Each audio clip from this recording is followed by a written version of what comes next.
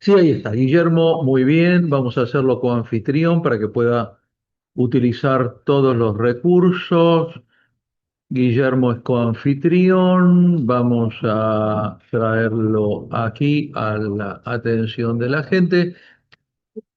Señores, continuamos. Adelante. Bueno, vamos a seguir con nuestra segunda parte dentro de esta mesa de literatura y derecho y a continuación vamos a escuchar al profesor Guillermo Duberti de la Universidad Católica de La Plata, quien nos va a hablar sobre El chico sucio de Mariana Enríquez y la fraternidad y las cosas que perdimos en el fuego. Bienvenido, profesor Guillermo. Bueno, muchísimas gracias. Buenos días a todos. Como decía, voy a hablar sobre El chico sucio, un relato de la escritora argentina Mariana Enríquez, publicado en su libro Las cosas que perdimos en el fuego. Bueno, en esta breve ponencia que pondré a continuación, se ubica dentro de lo que del movimiento de derecho y literatura se conoce como el derecho en la literatura. Es decir, trabajamos la literatura para pensar el derecho. Partimos de su provocación para poner en juicio las normas, su contenido, su justicia, sus carencias. El relato de Enríquez resulta provocador, incómodo, nos coloca frente a un dilema con el que convivimos los habitantes de esta ciudad y de muchas grandes ciudades en el mundo, que es qué hacer con la pobreza, cómo nos acercamos a los marginados. Los menores y los adultos necesitados se encuentran en igualdad de condiciones. Es nuestro deber individual asistirlos, es una carga estatal. ¿Cuál es la mejor manera? Bueno, si bien el relato puede ser un disparador de varios debates, quisiéramos centrar nuestra atención en el modo en el que respondemos o dejamos de responder a una situación como la que voy a describir a continuación. El chico sucio nos regala una escena especial, un encuentro entre la narradora y el chico sucio en una noche en el barrio porteño de Constitución, cuando él golpea su puerta. Ella es una chica joven, diseñadora gráfica, de clase media, que eligió vivir en el barrio de Constitución en una casa heredada de sus abuelos, una casa de otros tiempos cuando el barrio era el más rico de la ciudad, antes de que la fiebre amarilla hiciera que la aristocracia porteña lo abandonara a fines del siglo XIX. Actualmente Constitución es uno de los barrios más peligrosos de Buenos Aires, si no consideramos las villas miserias. Confluyen allí la marginalidad, la droga, la inseguridad. El chico sucio es un nene de 5 años que vive en situación de calle, que no va a la escuela, que se gana la vida pidiendo dinero a cambio de estampitas de San Expedito en el subte. Escribo situación de calle con cierto escozor, quizás sumido en una espantosa corrección política. Escribo situación de calle aunque no crea que esa sea la mejor manera de dirigirse a la pobreza más dolorosa, de la que alguien no tiene un techo donde refugiarse o un plato de comida a diario. Situación de calle como si fuera algo casual, pasajero, efímero, un mero accidente en el devenir social. Bueno, es el chico quien golpea a su puerta en una noche en la que su madre no ha regresado a la esquina donde viven, sobre 3 colchones agolpados uno encima del otro. Es ese encuentro, ese momento, el que quisiera destacar, traer a la reflexión. Quizás porque ese mismo momento, aunque no sea en idénticas condiciones, vivimos a diario en nuestra ciudad de Buenos Aires. Ese instante se vuelve más provocador cuando se produce un encuentro cara a cara, un cruce de miradas. Es ahí cuando nos sentimos interpelados.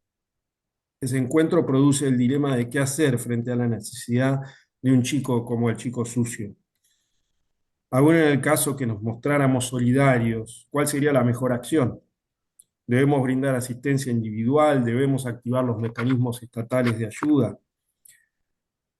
Al reflexionar sobre la situación descrita por Enríquez en El Chico Sucio, conectamos de modo directo con el concepto de fraternidad. Por alguna razón, quizás por alguna lectura que ahora no puedo recuperar con exactitud, vino a mí el lema de la Revolución Francesa: libertad, igualdad y fraternidad. Ese lema con el que se abre la historia moderna prontamente ha perdido una de sus patas. Es decir, la fraternidad se perdió, al menos en su concepción político-normativa, al poco tiempo de nacer. Se trata de una palabra difícil, ambigua, pertenece a una familia de palabras que algunas veces utilizamos como sinónimos. La sustituimos por el vocablo solidaridad, en otras por caridad o quizás por filantropía. Generalmente suele distinguirse la fraternidad de la solidaridad en cuanto la primera pertenece al léxico religioso. Sugiere que los seres humanos somos hermanos, hijos de un mismo Padre que es Dios. Por el contrario, el término solidaridad suele ser un término laico que invita a las personas a comportarse como si fueran hermanos. En el marco de la Revolución Francesa fue Desmoulins uno de los primeros en articular la frase. Luego sería Robespierre quien tomara esta consigna en su discurso sobre la organización de las Guardias Nacionales el 5 de diciembre de 1790. Desmoulins y Robespierre eran muy amigos. Estudiaron juntos la carrera de Derecho, aunque luego fue la propia revolución, liderada por Robespierre durante el periodo que se denominó como los años del terror, entre el 92 y el 94, quien se encargara de acabar con la vida del primero, ejecutándolo en la guillotina. Si es cierto que los ideales de la Revolución Francesa fueron tomados por nuestros revolucionarios, entonces habría que ver en qué punto esa tríada se transformó en un dúo. ¿Por qué la fraternidad quedó en el olvido? ¿Se deriva de ese sentimiento alguna norma? O mejor dicho, ¿es factible traducir ese sentimiento en normas jurídicas? Como la vida revolucionaria de Desmoulins, también es curioso lo que ocurrió con la fraternidad. Digo curioso porque a muy poco tiempo de inmortalizarse comenzó su partición. Si bien inicialmente el concepto no incluía a todos los seres humanos, recordemos la exclusión de la mujer en la Francia revolucionaria, prontamente se transformó en una fraternidad partisana, pequeña, antojadiza. Es decir, casi de inmediato se perdió la idea de universalidad, propia del concepto. Es que la fraternidad no podía ser entendida de un modo distinto a la universalidad. O se trata de todos los seres humanos, o bien habría que componer un concepto nuevo. Al fragmentarla se inició el curso de los males que luego, ya en el siglo XX, nos regalarían los nacionalismos.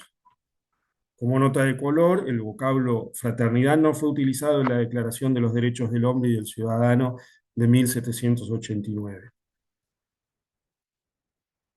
Pensaba entonces si los tres conceptos están en igualdad de condiciones al momento de ser reflejados en normas.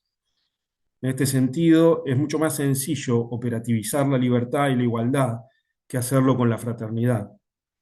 Cualquier declaración de derechos contiene un catálogo de libertades y de igualdades. Libertad de pensamiento, de opinión, de culto, ambulatoria, igualdad ante la ley, en el proceso, igualdad en las cargas públicas. Ahora, la fraternidad presenta mayores complejidades. En primer término, podríamos pensar si la fraternidad es algo exigible. Pareciera al menos en una primera aproximación que el sentimiento de fraternidad no se lleva bien con la idea de obligación. No puedo obligar a un ciudadano a ser fraterno con los demás, como no lo puedo obligar a amarlos. Así, como un juez de familia puede determinar una cuota alimentaria de manera sencilla, difícilmente puede hacer que un padre quiera a un hijo por el que no siente amor. Pienso que para muchos no sería aceptable traducir la fraternidad en normas duras de obligación. Si observamos nuestra legislación actual, vemos algunos pocos vestigios o reflejos de fraternidad. Por ejemplo, en el ámbito penal, Tenemos en el Código Penal argentino, en el artículo 108, el tipo de abandono de persona. Dice, y cito, será reprimido con una multa, bueno, de tanto y tanto, el que encontrado perdido o desamparado a un menor de 10 años o a una persona herida o inválida o amenazada de un peligro cualquiera omitiere prestarle el auxilio necesario, cuando pudiera hacerlo sin riesgo personal o no diere aviso inmediatamente a la autoridad.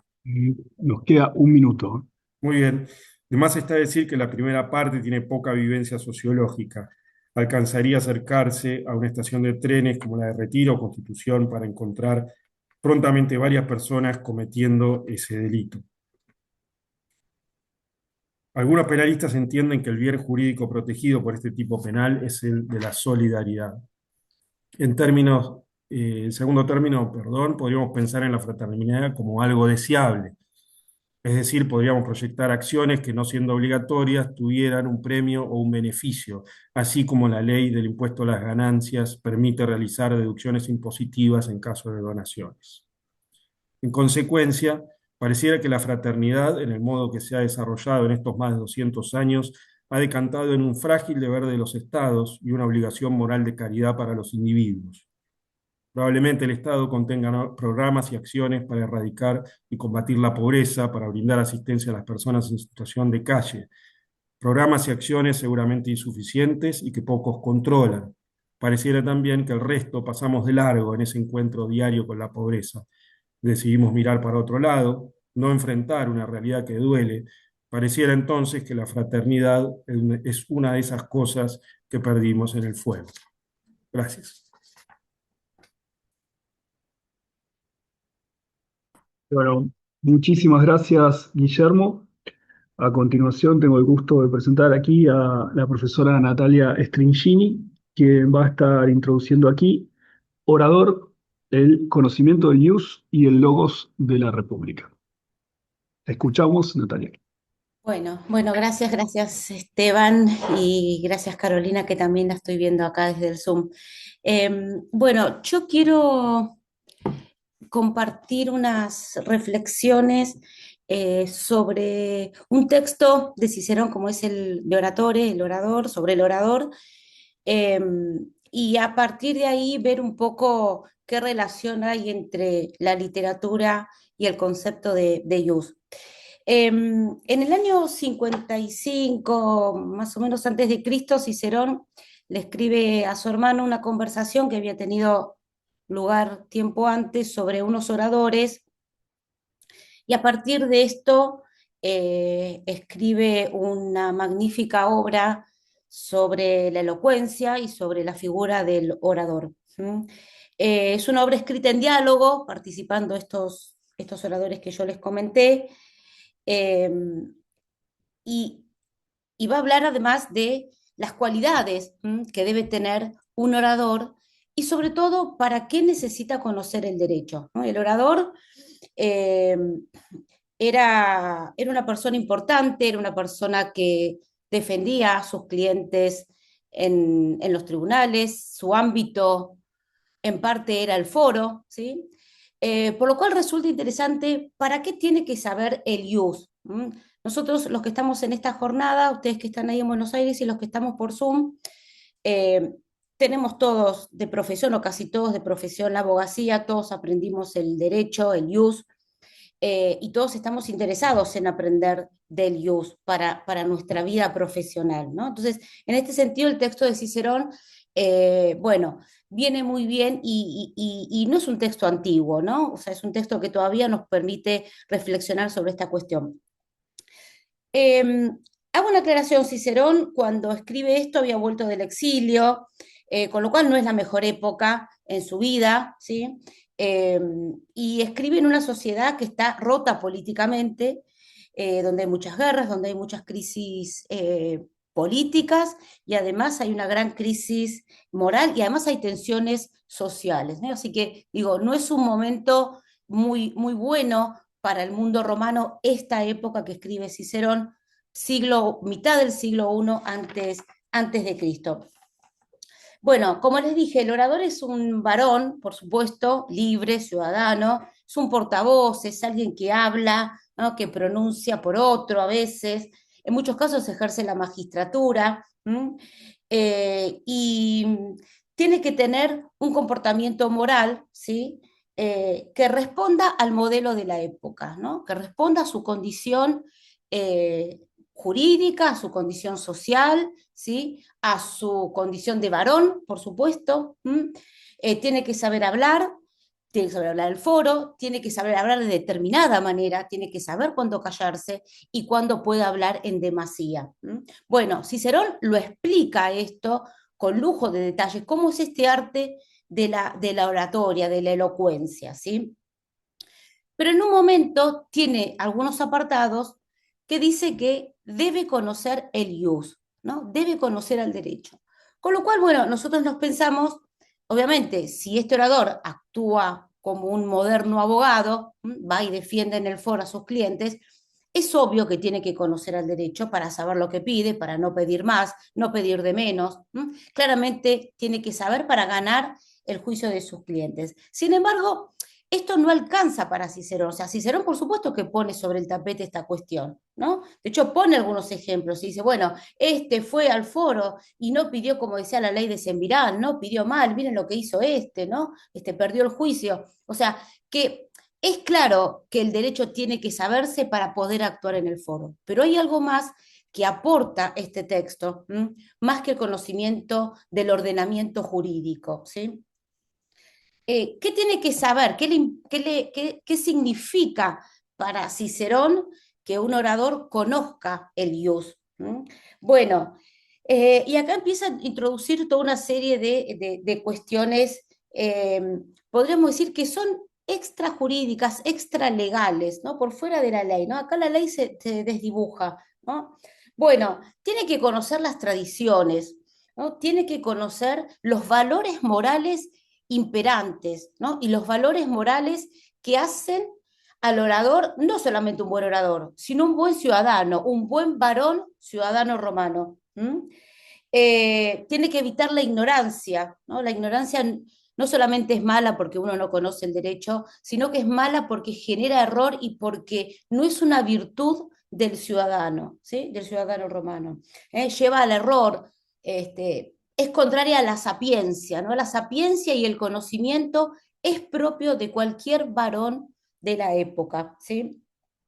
Bueno, fíjense, tiene que ser modesto y tiene que ser frugal, ¿no? O sea que, digo, esto cuando uno lo mira así, lejos está, uno piensa, lejos está de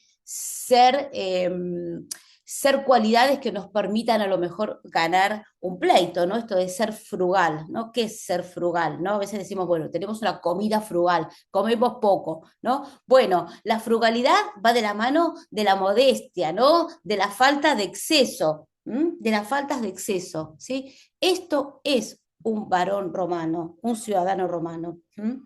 Eh, el, el conocimiento del ius para Cicerón, y sobre todo para la época en la que Cicerón está hablando, le permite a este orador, ¿sí?, tener un papel que no sea solamente jurídico, le permite tener un papel político y un papel social en la construcción de la identidad romana, una identidad que estaba en quiebre en ese momento, ¿no? O sea, le permite ser, por eso digo, ser el logos de la República, ser la palabra de la República, la razón de la República, ¿no?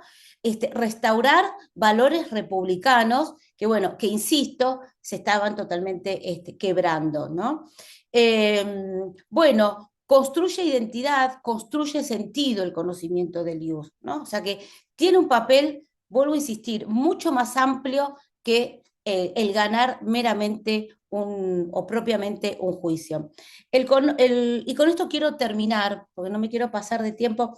El orador que conoce el ius, bueno, se vuelve un ciudadano en todas las letras, ¿no? Con todas las letras, y defiende la República, defiende el orden, ¿no? Que en ese momento, bueno, Cicerón lo necesitaba tanto. De tal manera que el derecho es para estos pasajes de Cicerón Bueno, un instrumento para la reflexión política, para la reflexión moral y también para la reflexión social, ¿no? Del papel, ¿no? de los abogados bueno, justamente en la sociedad. Así que bueno, es esto. Muchísimas gracias.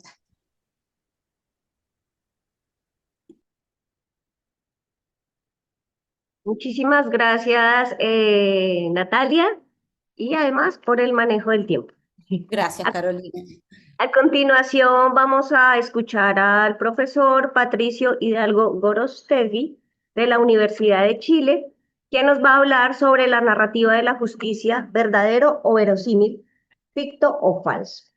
Bienvenido. Hola, muchas gracias. Bueno, hay un curso que hago en la Facultad de Derecho de la Universidad de Chile que se llama La narrativa de la justicia. Se hace una vez por semestre y además ahora último en verano. Entonces estoy calculando que más de 1000 alumnos han pasado por ahí en 15 años.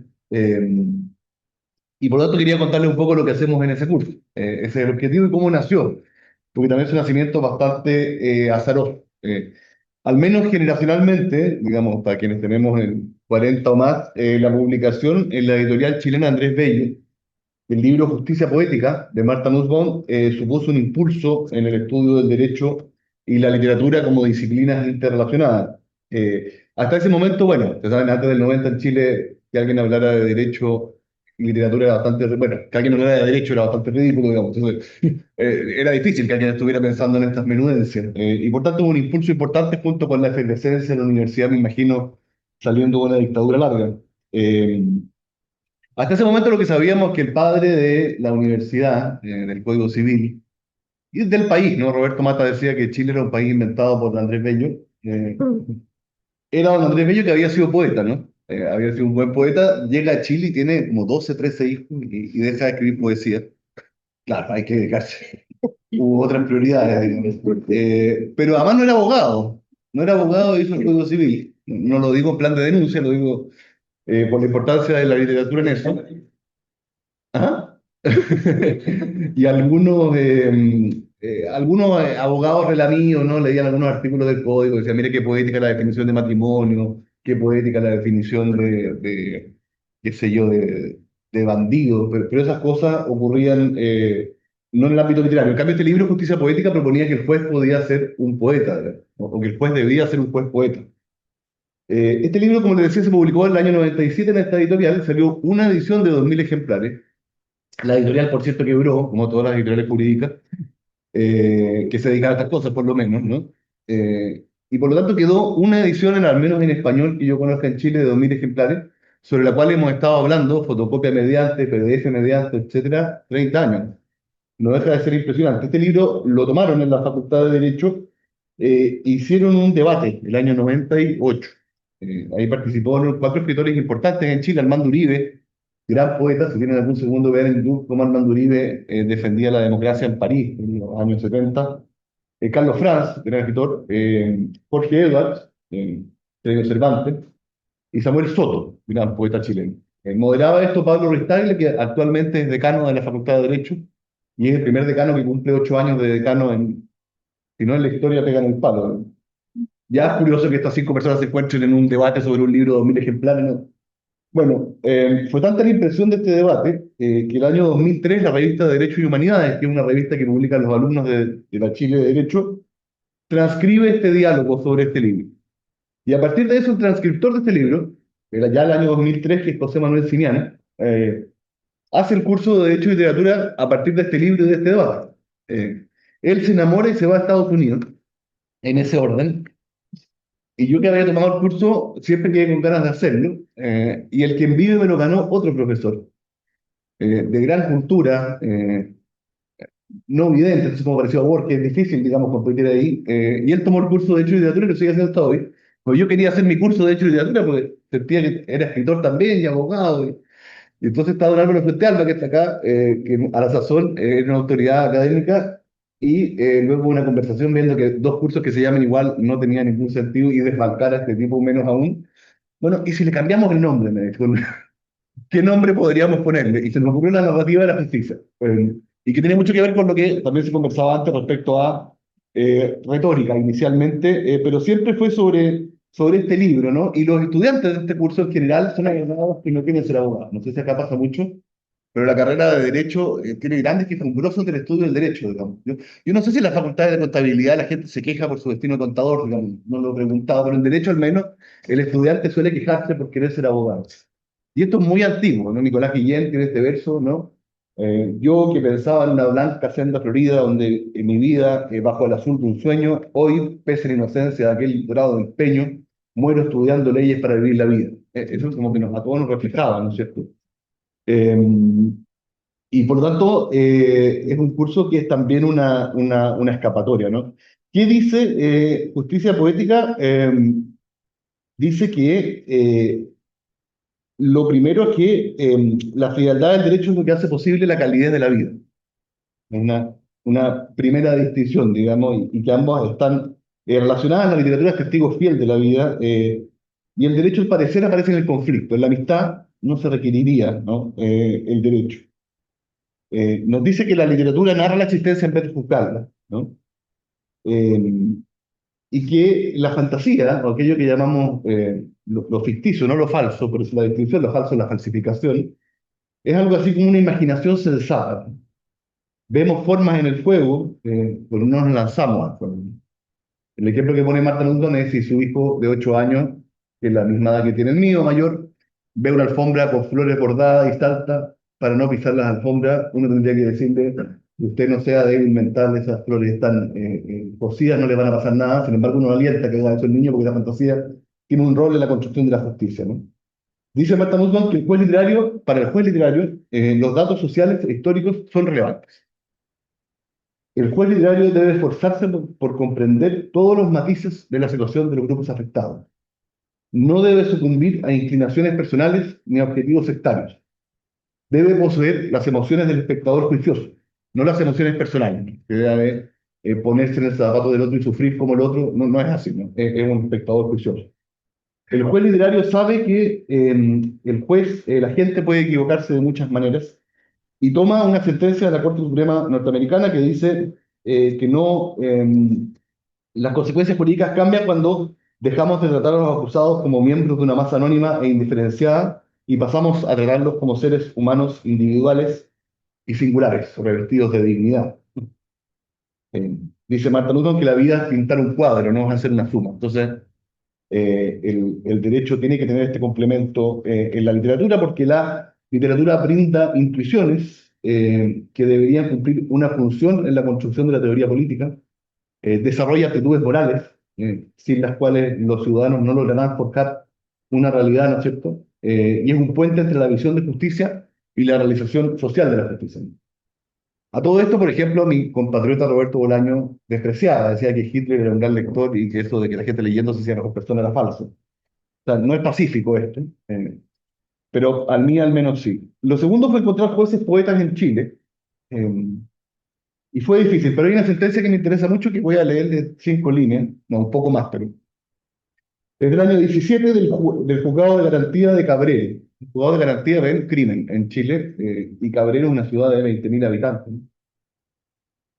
Ese día, el 21 de diciembre del 17, llegó una carta al tribunal. La escribía un niño llamado Fernando.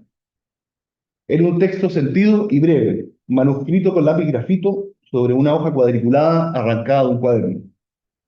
El borde izquierdo estaba cuidadosa pero imperfectamente cortado con tijera, ¿no? En la educación básica aprendemos que es de mal tono dejar tal cual las hilachas que unen la hoja con el espiral, sobre todo cuando se trata de un documento significativo. Al final de la carta, los dibujos incluían un árbol de Pascua coronado con una estrella, un par de regalos en paquete cuadrado y una carita feliz. Esto es el 21 de diciembre.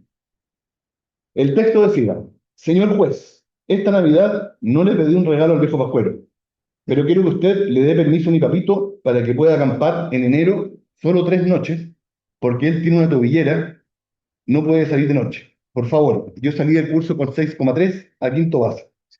Se despide Fernando. Feliz Navidad. Espero su respuesta, gracias. Y claro, si Fernando no le conceden ese deseo, la justicia no tiene ningún sentido para Fernando. Si a Fernando le conceden ese deseo, hemos ganado un hombre para el Estado de Derecho. Fernando va a creer en la justicia. Sin embargo, yo no sé en qué tribunal o en qué manual de derecho procesal penal la carta de este niño podría ser atendida. Han salido después, ¿no? Defensorías de las niñeces y otras cosas después del año 17, pero en ese momento el juez se encontró con esta carta, la actuaria del tribunal se disponía a votarla, porque no sé cómo se cose eso en el expediente, digamos. Eh, entonces, y este juez, que entre paréntesis dejó de ser juez porque viajó a comprar un remedio a otro país, y en la justicia chilena le bajó una histeria con la gente que viajaba con licencia al médico. Este prohombre ya no es juez. Don Eduardo Fritz, con un mecanismo que ya les contaré después en el café, pero básicamente como era un pueblo muy chico, junto al único defensor con el único fiscal, los invitó a un café y dijo, bueno, esta resolución no me la va a discutir nadie, de acuerdo, apretón de mano. Eh, bueno, la resolución formal que está en la página web del Poder Judicial dice, sí, estimado Fernando, con gran cariño hemos recibido tu carta en el tribunal y te comento que la hemos incorporado a la causa que tiene tu papá acá con nosotros, ya que nos parece de toda seriedad. Primero que todo, queremos felicitarte por tus notas y por haber pasado de curso con tan buen promedio. Ciertamente la educación es algo que debes aprovechar, pues es el mejor regalo que tus padres te pueden entregar. Queremos agradecerte el gesto de escribirnos una carta para que pudiéramos autorizar a tu papá para ir contigo a acampar solo 3 días. Es un gesto muy noble de tu parte querer compartir con tu papá fuera de la casa. En este tiempo de Navidad, en que todos están corriendo y comprando regalos, tú has pedido un único regalo, simple pero con un sentido humano maravilloso: pasar tiempo al medio de la naturaleza con tu padre. Eso hace que tu solicitud sea muy significativa para todos los que tenemos la dicha de ser hijos y padres. Es por eso, querido Fernando, que hemos decidido conceder el regalo que nos has pedido, por lo que autorizaremos a tu papá por 3 días para que vayan a acampar, pues estamos seguros que tu padre seguirá cumpliendo su obligación y tú podrás aprovechar unos días de vacaciones junto a él. Quiero explicarte que la función de los jueces es, más que ser buenos, ser justos y darle garantías de un juicio equilibrado a todas las partes que son involucradas en una causa. Y en este caso mi decisión se fundamenta en tu pedido, pero por sobre todo en la ley que permite que tu padre pueda salir por un periodo determinado de días y cumplir su medida cautelar en otro lugar. Gracias, Fernando, por hacernos parte de tu alegría. Te deseamos una feliz Navidad. Hace unos días atrás me enteré que Fernando va a entrar a estudiar Derecho. Qué bueno, qué bueno. Bueno, te agradecemos, Patricio, muchas gracias por la exposición. A continuación, quien va a estar cerrando este pequeño panel de literatura y derecho es Manuel José Vial Dumas, que pertenece a la Universidad de Girona de España, y va a estar introduciéndonos su texto, que es Los discursos jurídicos incómodos, la literatura y los márgenes del derecho. Hola, buenos días. Muchas gracias por la presentación y por las conferencias. Además que mi compatriota, porque yo vivo en Girona, pero soy de origen chileno, ha introducido en alguna medida a Marta Nussbaum, así que me ha hecho un favor, porque así me ahorro algunas otras cosas yo también. Bien, yo quiero hablar hoy de una novela, no la he anunciado en el título para que la gente no se desconecte, porque es una novela de la que se ha hablado muchísimo sobre derecho y literatura, porque trata sobre un tema particularmente sensible en Estados Unidos, como es la esclavitud y la discriminación hacia la población de color. Pero yo no voy a hablar de esto de la novela, por eso no la he citado, ¿no? No he dicho que voy a hablar de esta novela, para que nadie diga, yo ya he escuchado este discurso 1000 veces y se desconecte. Voy a hablar de otra cosa que está dentro de la novela, ¿no? Me refiero a Matar a un ruiseñor de Harper Lee, una novela clásica que tuvo además una adaptación cinematográfica memorable, que todo el mundo... Bueno, es una novela más vista que leída, diría yo. La adaptación cinematográfica es bastante fiel a los hechos de la novela, no tanto a los discursos de la novela, que es lo que a mí más me interesa, y es donde se toca un tema muy interesante, ¿no? La novela, como saben ustedes, es protagonizada por una niña de 10 años, 12 años, que se llama Scout Finch, que es hija de un gran abogado del condado de Macomb, que le toca defender de oficio a un hombre que ha sido acusado de violar a una mujer blanca. Él es negro, ¿no? Entonces, esto, por supuesto, genera todos los mecanismos de represión y de discriminación del sistema judicial. Y en el fondo, Atticus, que es el abogado, ya sabe que este señor está perdido. Y la novela va hablando de todas estas cosas. Pero como digo, algunos pasajes toca temas que son distintos, que los toca de refilón, pero que son muy interesantes para nosotros, además del otro, que es el que ya, como digo, se ha tratado mucho. Y me voy a permitir, aunque tengo muy poco tiempo, me voy a permitir leer un pasaje porque es mucho más claro que lo lea a que lo explique, ¿no? Resulta que Scout Finch, la niña, no quiere ir al colegio porque en el colegio la profesora le ha dicho que debe dejar de leer en casa, cosa que resulta bastante sorprendente. Resulta que la profesora le dice que tiene que dejar de leer en casa porque en casa ha aprendido a leer de una manera que no es la indicada según las nuevas teorías pedagógicas. Esto a mí me empieza a sonar ya un poco más actual, ¿no? Puesto que aprendió a leer con su padre leyendo el periódico y comentando las noticias políticas y culturales del momento. Entonces, esto le genera gran contradicción a Scout y le pide a su padre no ir al colegio, porque en ese colegio ella no se siente cómoda, que tiene que olvidar lo que ha hecho, que ya no podrá leer con él por las noches, como suele hacer, ¿no? Y entonces están en esta discusión y le dice ella lo siguiente, ¿no? ¿Recuerdas a Barris Ewell? Pues Barris solo va a la escuela el primer día. La encargada de la asistencia escribe su nombre en la lista y da por cumplida la ley. Tú no puedes hacer eso, Scout, contestó Atticus. A veces, en casos especiales, es mejor doblar un poco la vara de la ley. En tu caso, sin embargo, la vara permanece rígida. Tú tienes que ir a la escuela. Ella le dice, no sé por qué yo he de ir y él no. Escucha, dice Atticus. Y Atticus explica que los Ewell habían sido la vergüenza de Mycomb durante 3 generaciones. No recordaba que ninguno de ellos hubiese trabajado honradamente jamás. Añadió que una Navidad, cuando fuera a llevar el árbol al vertedero, me diría que lo acompañase y me enseñaría dónde viven los Ewell. Eran personas, pero vivían como animales. Y dice, además, a Atticus, pueden ir a la escuela siempre que quieran, siempre que muestren el mínimo síntoma de estar dispuestos a recibir una educación. Existen incluso medios para retenerlos en la escuela por la fuerza, pero sería una necedad obligar a gente como los Sewell a un ambiente nuevo. Y Scout replica, si mañana yo no fuese a la escuela, tú me obligarías. Y Atticus le dice, lo que ocurre, Scout, es que tú perteneces al tipo corriente de personas y por ello debes obedecer la ley. Entonces aquí Harper Lee introduce en la voz de Atticus un problema enorme, ¿no? Del derecho. Y es que al derecho le cuesta mucho hablar, como igual que a las personas, sobre sus propias contradicciones, ¿no? Y sus propios problemas internos, ¿no? Porque en este caso el propio derecho desea que el derecho no se cumpla, que la ley no se cumpla. Parece ser que nos encontramos como en una especie de paradoja, ¿no? Sobre la que el derecho tiene los discursos jurídicos, no el derecho, los discursos jurídicos tienen muchísimos problemas para hablar, ¿no? Y este es el tema de lo que a mí me interesa ahora y que simplemente voy a esbozar, ¿no? Ahora, por supuesto que hay juristas que intentan desde los discursos jurídicos abordar esta cuestión, ¿no? De cuando el derecho la ley no se debe cumplir y el derecho lo prefiere, ¿no? Entonces, por supuesto, al jurista promedio esto no le va ni le viene, y si uno le pregunta, ¿y en este caso qué? Pues levantará los hombros y dirá, bueno, así es la vida, ¿no? Pero hay otros juristas que sí, probablemente muchos de los que estén aquí conectados y en la sala, que sí les interesan estas cosas, ¿no?